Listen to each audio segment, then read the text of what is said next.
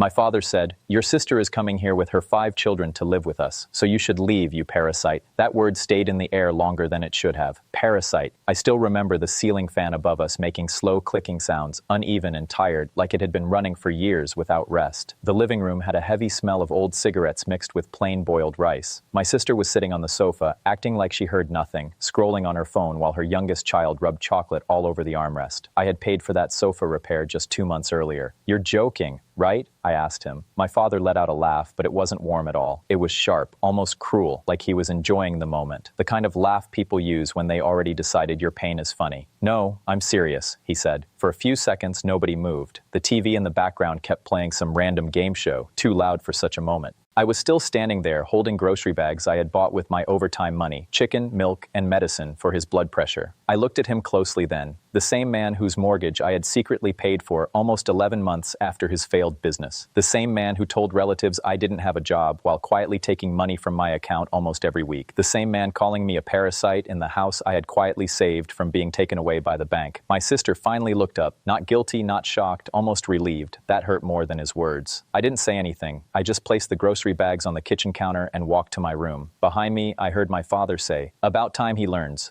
That night, I packed a single suitcase. No shouting, no breaking things, no emotional goodbye, just silence. Silence always makes cruel people uncomfortable more than anger ever could. At 4:12 in the morning, I stood in my dark room one last time. The cheap blue curtains moved slowly because the window was slightly open. On my desk was a folder they never cared to ask about. Inside it were bank records, property papers, loan agreements, every payment I had made, every transfer, every receipt. I took that folder with me. Then I left the house barefoot. I didn't want the sound of the door closing to wake anyone. By morning, my phone started buzzing. Then again and again. I didn't answer. I was sitting in a small diner across town, watching steam rise from a cup of coffee I hadn't touched. When I finally flipped my phone over, there was one message from my father. "Why did the bank freeze my account?"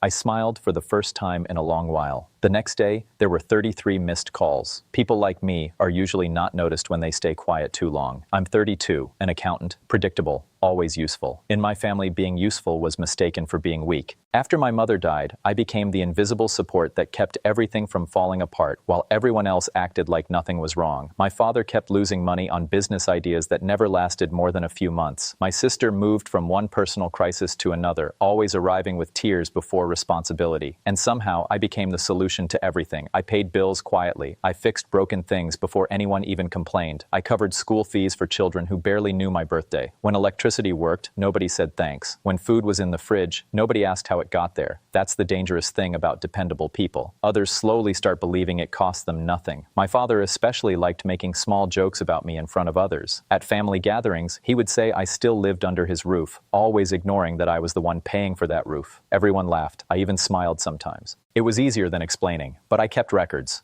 Not because I planned revenge at first. It was just habit. I'm an accountant. Numbers don't lie, even when people do. Over 4 years, I paid enough to save that house twice. Once from foreclosure and once from unpaid taxes my father hid from everyone. The house itself wasn't even fully his anymore. 3 years ago, during one of his financial collapses, he signed partial ownership rights to get a private loan. I helped arrange it quietly through contacts, but he never read the documents properly. Pride makes people blind. Legally, I already owned half that house. The parasite, in reality, was the only reason the house still existed. By the 3rd day after I left, my father stopped calling and started texting. "Your sister says you took important papers. Stop acting dramatic. Come back. You proved your point." Not once did he ask if I was okay. I rented a small apartment above a laundromat. The machines downstairs vibrated the floor at night, constant humming and spinning. But for the first time in years, the silence was mine. No shouting, no chaos, no pretending. Still, old habits don't disappear quickly. Every evening, I checked the family bank account. I watched everything slowly fall apart. Overdue bills, missed mortgage payments, overdraft warnings. My sister had already started buying furniture online for the house she thought was still stable. A week later, my father agreed to meet. We sat in a nearly empty tea shop by the highway. Rain tapped against the glass. He stirred his tea but didn't drink it. "You embarrassed me," he said without looking up. I noticed he was still wearing the watch I bought him after his surgery.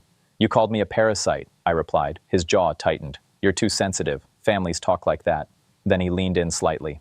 "You know your sister needs that house more than you. Not deserves. Needs." Like my life had less value because I carried everything quietly. I just looked at him. He still thought I was asking for permission to belong there. He had no idea I was already preparing something much bigger. A few days later, everything changed. It wasn't a fight or loud argument, it was a voicemail. I was home after work when I heard it. My nephew's voice, small and shaky. "Uncle, Mom and Grandpa are fighting. Lights got cut off. Grandpa said it's your fault." Then it ended. I sat still for a long time. That was the moment something inside me stopped bending. I had 37 documents ready, payments, ownership proof, tax records, signed agreements. For years, I protected them from consequences. That night, I stopped. Next morning, I met a property lawyer. She reviewed everything carefully twice, then looked at me. "They don't know you own this?" "No," I said. She leaned back.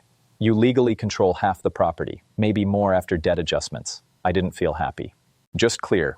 Silence, when used too long, becomes permission, and people who benefit from your silence will call it loyalty. Soon after, official notices were sent, legal claims, financial reviews, nothing emotional, just process. My father called 16 times that night. I didn't answer once. For 2 weeks, I stayed quiet publicly while everything moved legally. At work, I handled audits. At night, I organized every transaction I had ever made for them. My lawyer said something that stayed with me. Most family cases fail because people argue emotions instead of ownership. And she was right. My sister made things worse by posting pictures online. New TV, new furniture, everything bought on credit while the case was active. I saved every post. Then the court letter arrived. Simple envelope, no drama. By evening, those social media posts disappeared. When I drove past the house, I saw boxes stacked inside. The place didn't feel the same. My father sat alone at the table, papers spread in front of him, shoulders lower than before. For the first time, he didn't look in control. Later, he requested to meet through my lawyer. That alone told me he finally understood this wasn't emotional anymore. During settlement, I asked for one thing only: sell the house, divide everything fairly, and repay what could be repaid over time. No revenge, no humiliation, just reality. He signed without looking at me. After that, the family started talking. Some called me cold. Some said I should have handled it quietly. Funny how they stayed silent when I was paying for everything. My sister eventually moved out, got a job. Real responsibility this time. My father changed too. Slower,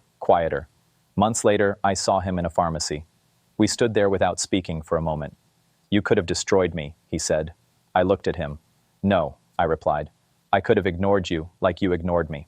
On the way home, I realized something simple. Revenge isn't really about hurting someone. It's about balance. A year later, I bought a small place near the river. Nothing big, just quiet. Morning sunlight comes through the windows gently. No shouting, no tension, just peace. My father and I talk sometimes now. Short conversations, careful. My sister called recently. Not for money, just to say my nephew got good grades. We talked for 20 minutes without anger in between. That meant more than everything before. I understand now that strength isn't about how much pain you silently carry. It's about the moment you finally stop letting it define your life. That night when he called me a parasite, he thought he was throwing me out. What he really did was force me to stop asking permission to exist.